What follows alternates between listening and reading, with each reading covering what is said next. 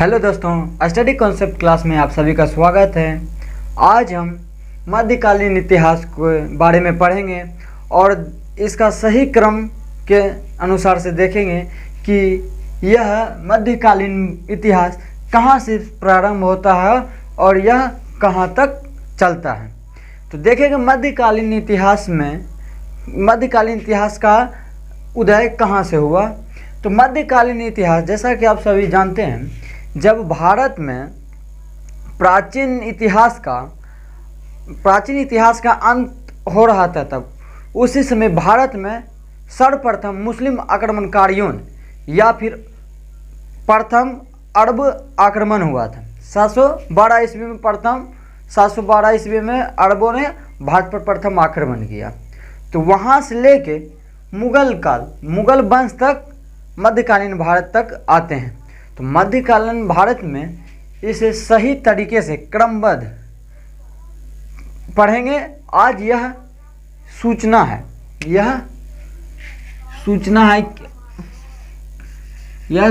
है और इसे एक एक करके वीडियो के अनुसार से हम पढ़ेंगे और जानेंगे कि मध्यकालीन इतिहास में किन किन वंश के बारे में, किन किन वंश ने भारत पर राज्य किया और यह काल कब से कब तक चला। तो मध्यकालीन इतिहास के बारे में आज हम पढ़ेंगे।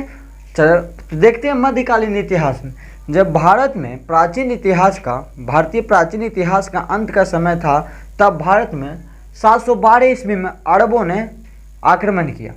कहा जाता है कि 711 ईस्वी में भी उबैदुल्लाह नामक मुस्लिम शासक ने भारत पर आक्रमण किया, जो कि अपराजित हो गया, तो उसे नहीं रखा गया। लेकिन 712 ईस्वी में मोहम्मद बिन कासिम ने भारत पर प्रथम विजय हासिल किया और यहीं से भारत में मध्यकालीन इतिहास का प्रचलन शुरू हुआ। तो देखते हैं भारत पर अरबों का आक्रमण में क्या क्या पढ़ेंगे और इसे एक वीडियो करके हम इसके बारे में बहुत ही डिटेल से पढ़ेंगे और इसके बारे में बहुत सी ज़्यादा डिटेल से पढ़ेंगे और देखेंगे इनसे कितने क्वेश्चन बनेंगे और इससे संबंधित सारे के सारे क्वेश्चन आपको उपलब्ध कराया जाएगा हमारे वीडियो पे। तो देखते हैं भारत पर अरबों का आक्रमण में हम किसके बारे में पढ़ेंगे। तो सर्वप्रथम हम मोहम्मद गजनबी के पढ़ेंगे।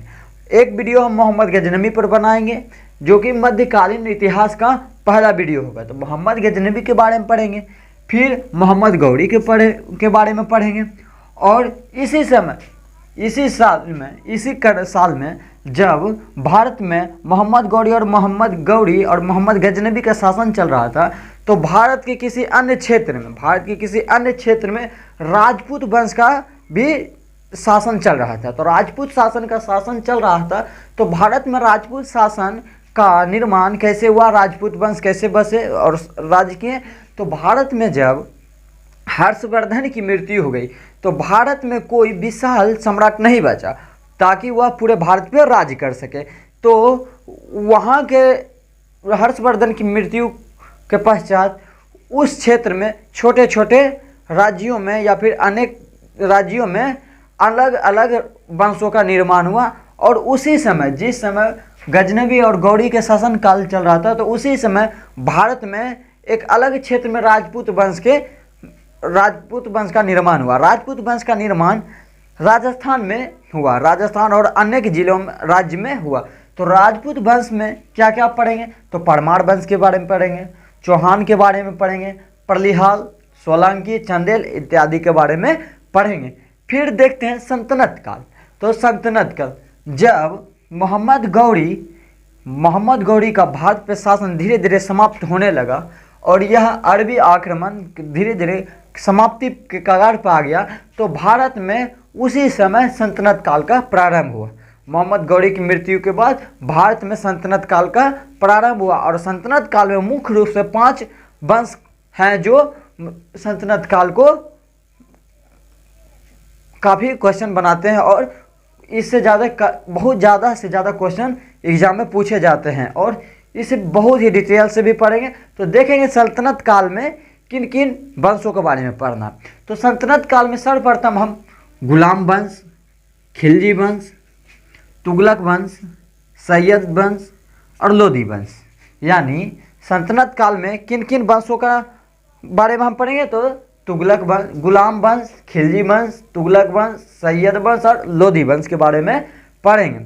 तो देखते हैं जब भारत में सल्तनत काल का दौर प्रारंभ हुआ था, तब उसी समय इन वंशों के समय दक्षिण भारत में विजयनगर साम्राज्य का निर्माण हुआ। विजयनगर साम्राज्य की स्थापना हरिहर बुक्का ने 1336 ईस्वी में किया। मोहम्मद बिन तुगलक के शासनकाल में किया था। और विजयनगर साम्राज्य का प्रचलन भारत में जब सल्तनत काल का दौर चल रहा था, तो उसी समय भारत के दक्षिणी भाग में विजयनगर साम्राज्य के शासन चल रहा था। विजयनगर साम्राज्य में मुख्य रूप से हम क्या पढ़ेंगे, तो भक्ति एवं सूफी आंदोलन क्या होता है देखते हैं। तो भक्ति आंदोलन पहले देखते हैं। जैसा कि आप सभी जानते हैं, भक्ति आंदोलन कहने का अर्थ है भारत में जब हिंदू धर्म का प्रचलन शुरू हुआ, तो तब भारत में हिंदू धर्म में क्या क्या कुरीतियाँ हैं, क्या क्या दोष है, हिंदू धर्म में क्या क्या दोष है, क्या क्या गलतियाँ हैं, उसे दूर करने के लिए, हिंदू धर्म में गलतियों को दूर करने के लिए भक्ति आंदोलन चलाया गया। ठीक उसी प्रकार सूफी आंदोलन इस्लाम धर्म में जितने भी कुरीतियाँ हैं या फिर गलतियाँ हैं, ताकि यह इस्लाम के विरुद्ध है या अच्छा बातें नहीं है इस्लाम के लिए, यह इसी के लिए सूफी आंदोलन चलाया गया। तो जब सूफी आंदोलन और सल्तनत काल का दौर धीरे धीरे समाप्त होने लगा भारत में, तो भारत में मुगलों का आगमन हुआ। तो मुगलों के बारे में देखते हैं। तो मुगल वंश में सर्वप्रथम हम बाबर के बारे में पढ़ेंगे, हुमायूं के बारे में पढ़ेंगे और शेरशाह के बारे में पढ़ेंगे, और जानेंगे कि हुमायूं और शेरशाह के बीच कैसे युद्ध हुआ, और फिर उसके बाद फिर से दिल्ली पर अपना सत्ता स्थापित अकबर ने किया। तो देखते हैं, फिर देखेंगे अकबर के बारे में, फिर जहांगीर, औरंगजेब और उत्तर मुगल काल। तो कहने का अर्थ है भारत पर अरबों का आक्रमण या भारत पर प्रथम मुस्लिम आक्रमण की शासन से लेके उत्तर मुगल काल तक के संपूर्ण घटना को मध्यकालीन इतिहास के अंतर्गत रखा जाता है। तो देखेंगे इस सारे सूचना में, इसके बारे में हम क्रमबद्ध एक एक करके सारे इम्पोर्टेंट क्वेश्चन को एक एक वीडियो में हम पढ़ाएंगे। यह सूचना इम्पोर्टेंट है और यह सही क्रम है हमारी तैयारी की ओर से। तो सर्वप्रथम हम मोहम्मद गजनवी पर वीडियो बनाएंगे, फिर मोहम्मद गौरी पर बनाएंगे, फिर परमार पे बनाएंगे, चौहान पे, जितने भी वीवीआई क्वेश्चन बन सकते हैं एग्जाम की दृष्टि से, और उस टाइप से हम बनाएंगे। चंदेल के बनाएंगे।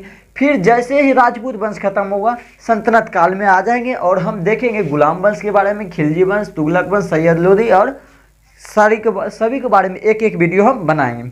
और यह वीडियो कैसा लगा इसके बारे में ज़रूर बताइएगा। और हम कल से पार्ट 1 वीडियो यानी भारत पर प्रथम मुस्लिम आक्रमणकारी यानी मोहम्मद गजनवी और भारत पर अरबों का आक्रमण के बारे में पढ़ेंगे। और अगर आप आरआरबी, ग्रुप डी या एनटीपीसी की तैयारी कर रहे हैं, तो आपके लिए प्रत्येक दिन 30 क्वेश्चनों का एमसीक्यू यानी महत्वपूर्ण क्वेश्चन का 30 क्वेश्चन का सेट पर डे चलाया जा रहा है, जो कि पीडीएफ के माध्यम से आपको पढ़ाया जा रहा है। तो आपके आरआरबी, ग्रुप डी या फिर एनटीपीसी के एग्ज़ाम के लिए बहुत ही काफ़ी फ़ायदेमंद होगा। आप ज़रूर से ज़रूर हमारे प्लेलिस्ट में जाइए और ज़्यादा से ज़्यादा अपने दोस्तों को शेयर कीजिए, ताकि आपके एग्ज़ाम की तैयारी अच्छी तरह से हो जाए। तो थैंक यू, मिलते हैं कल की वीडियो में, और कल की वीडियो में भारत पर अरबों का आक्रमण पढ़ेंगे। Thank you.